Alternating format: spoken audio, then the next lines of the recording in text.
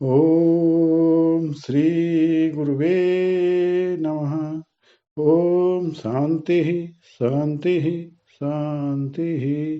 प्रणाम भगवान। भगवान श्रीमद् भगवत गीता का अध्याय 2 का श्लोक 16 लेते हैं आज।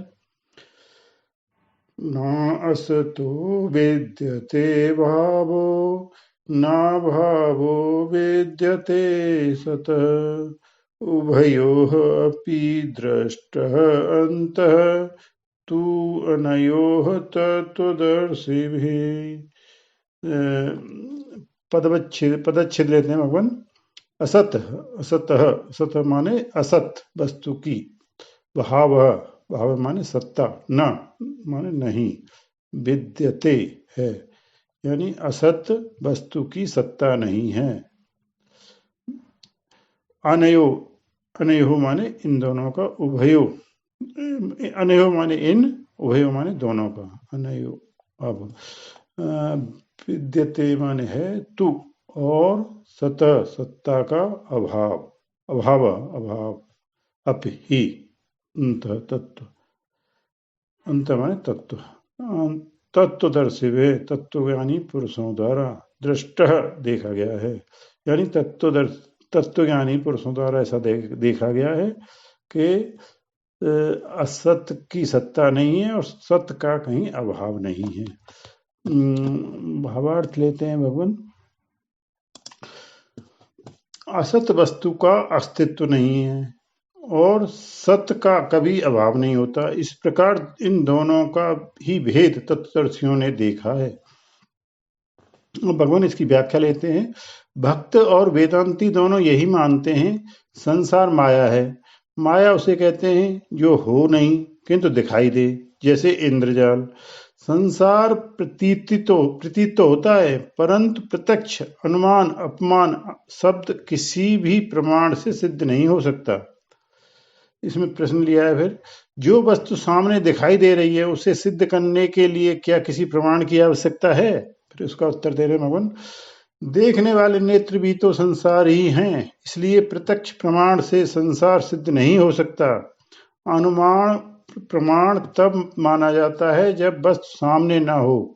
संसार तो सामने है, इसलिए अनुमान की इसमें प्रवृत्ति नहीं हो सकती।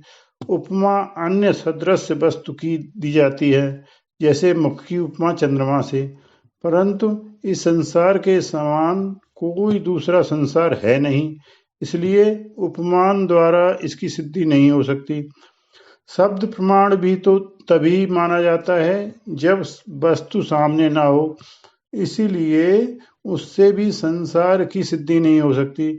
ऐसा भी नियम नहीं है कि जो वस्तु सामने दिखाई दे वह हो ही। मरुभूमि का जल सामने दिखाई देता है परंतु होता नहीं, अतः यह निश्चय हुआ कि संसार मिथ्या है और मैं यानी दृष्टा सत्य हूँ, क्योंकि मैं तीनों अवस्था और तीनों कालों का साक्षी हूँ। अब दूसरा प्रश्न लेते हैं भगवान। असत का अत्यंत अभाव है और सत्य का कभी अभाव नहीं होता, ये दोनों ज्ञान बुद्धि के को एक साथ कैसे हो सकते हैं?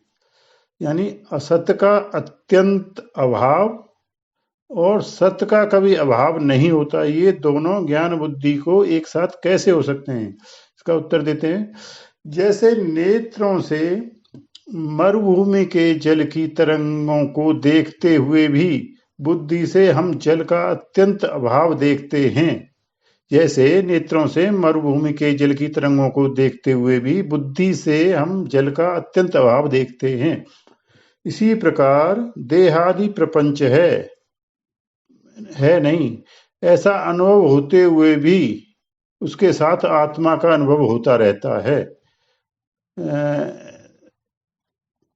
फिर तीसरा प्रश्न लेते हैं भगवान।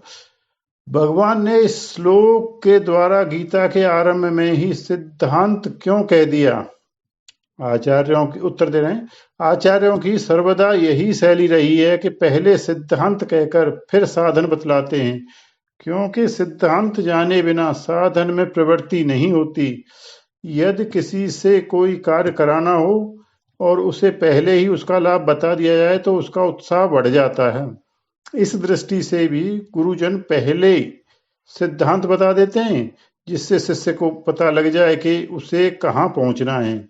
ऐसा होने पर वह विघ्न रूप से साधन के बीच में आने वाले चमत्कार को ही लक्ष्य नहीं मानेगा। इसी से भगवान ने इस श्लोक द्वारा सिद्धांत का उल्लेख कर दिया है। वेदांत शास्त्र में निष्काम कर्म से अंतःकरण की शुद्धि और उपासना से एकाग्रता मानी गई है, तथा शुद्ध और एकाग्र मन में ही ज्ञान का उदय होता है। अतः इसलिए भी सबसे पहले ज्ञान का सिद्धांत कह दिया गया है। यदि शिष्य का अंतःकरण शुद्ध हो तो उत्तम अधिकारी होने पर इतने से ही उसे ज्ञान हो जाएगा और यदि उसमें कुछ मलिनता हो तो साधन द्वारा अंतःकरण शुद्ध होने पर उसे इस लक्ष्य की प्राप्ति होगी। इस श्लोक में तू शब्द से यह दिखलाया है कि असत से सत की विशेषता है। यहाँ अनित्य को असत इस रूप में कहा है जैसे घर अनित्य होने के कारण असत और मृतिका सत है। असत अर्थात जिसका अत्यंत अभाव है, जो तीनों कालों में कभी नहीं हुआ। भगवान ने भिन्न भिन्न श्लोकों में आत्मा का प्रतिपादन 3 प्रकार से किया है। नंबर 1, इस श्लोक में व्यतिरेक दृष्टि से बतलाया गया है कि केवल एक परमात्मा ही है और कुछ कभी हुआ ही नहीं। अध्याय 9 के श्लोक 19 में अन्वय दृष्टि से कहा है कि सत असत मैं ही हूं, सदा सद सच्चा हम अर्जुना। अध्याय 13 के श्लोक 12 में साक्षी रूप में आत्मा का निरूपण किया है कि वह सबका साक्षी है, सत और असत दोनों से विलक्षण है। न सत्य न सदुच्यते संगति।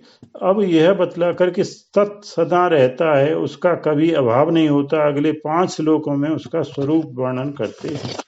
इसके साथ ही आज का सत्संग समाप्त। प्रणाम भगवान।